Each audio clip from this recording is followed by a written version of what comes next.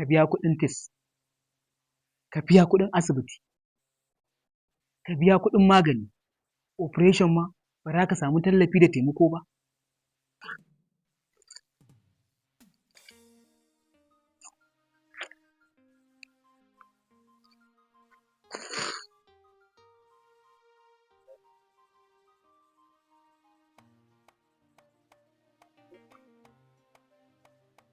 Assalamu alaikum.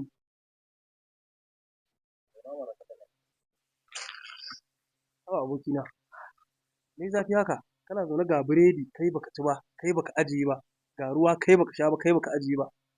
Go Me kai ka zafi ci, haka? kai ka ci. Tunanin me kake haka ne? Na zo na yi sallaman baka amsa ba. Wallahi abokina ina cikin wani tashin hankali. Mata ta zo yara, yau satin ta ɗaya a gadon asibiti. Inna lillahi wa inna ilaihi raji'un. Ka san tana da tsohon ciki. Ba shakka. An mana bil, kuɗi mai yawa, saboda za a mata operation a cire ɗa a ciki. Subhanallah. Ina ran samu kuɗin nan? Ka biya kuɗin test, ka biya kuɗin asibiti, ka biya kuɗin magani, operation ma ba za ka samu tallafi da taimako ba. Ina talaka zai sa ransa? Yanzu ina kallon Zuwaira za ta mutu? Fi sabilillahi. Ban da hanyar da zan samu wannan kuɗaɗe. Ya zan yi? Shi ne ka ga na gagara cin komai. Mutumin da zai ci biredi da fiye wata, ina ga kuɗin da zai kira zai samu ya biya kuɗin maƙudan kuɗi. Ya bayar a asibiti wai a matan shi operation. Kuɗin da nake biya na gadon asibiti na sati ɗaya, shi ne kuɗin da nake biya a shekara na hayan gidana. Fi sabilillahi, me mafita a wannan lamari? A wannan jiha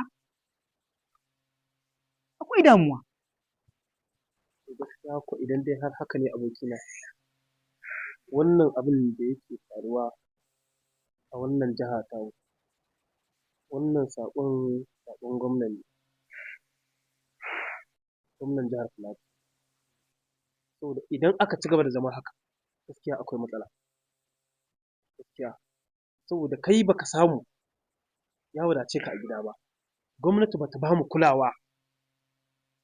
Ita da ya kamata a ce ta bamu wani abu da muke mura daga gare ta na aikin hannu wanda zai taimake mu. Muna ɗan samu ɗan wadataccen abu da zai taimake mu, ya taimaki iyalanmu, ya taimaki ƴan uwanmu. Ba mu samu ba. Mu kanmu wanda za mu samu ma ya taimake mu, ba mu samu ba. Sannan kulawan ma ba za a bamu ta gefen lafiya, a ce mun samu lafiya da za mu fita ko da a ce ba a ɗauki nauyinmu ba za mu fita mu yi gwagwarmaya a waje mu samu. To in dai haka ne gaskiya wannan saƙon na gwamnan jihar Filato ne. Ya kamata mu tashi tsaye mu nunarwa da gwamnati. Lallai mu farka daga baccin da muke yi. Mu farkar da al'umma da suke bacci duk mu farkar da su. Abin nan ya shafe ka, ya shafe ni, ya shafi kowa da kowa. Ba ka da kuɗi, ba wanda za ka kira ya taimaka maka. Talaka sai dai ya je masallaci neman taimako, a je coci neman taimako. A kan lafiya, ba wani abin da gwamnati za ta yi talaka da ya wuce kiwon lafiya. Idan gwamnati ba ta sa hannu a cikin wannan abun ba, waye zai sa? Talakawa na ta mutuwa ta abin da za su ci ko ta lafiya za su yi. Kasuwanci duk ya tsaya, ya ake so ne? Kai meye mafita don girman Allah? Ka gaya min meye mafita? Abokina ka yi haƙuri, ka yi haƙuri. Ba mu da mafitan da ya wuce al'umman da muke duk al'umma, duk wanda ya ga wannan saƙon namu ya taya mu sharing har saƙo ya je kunnen mai girma gwamnan jihar Filato. Idan har Allah ya so ya yarda za mu samu sauyi. Insha Allahu. Kana ji ko? Dole mu tura saƙo har ga mai girma gwamnan jihar Filato, Khalid Manasseh Nuhu. Gidan TV da gidan rediyo su yaɗa su san halin da talakawan Filato ke ciki.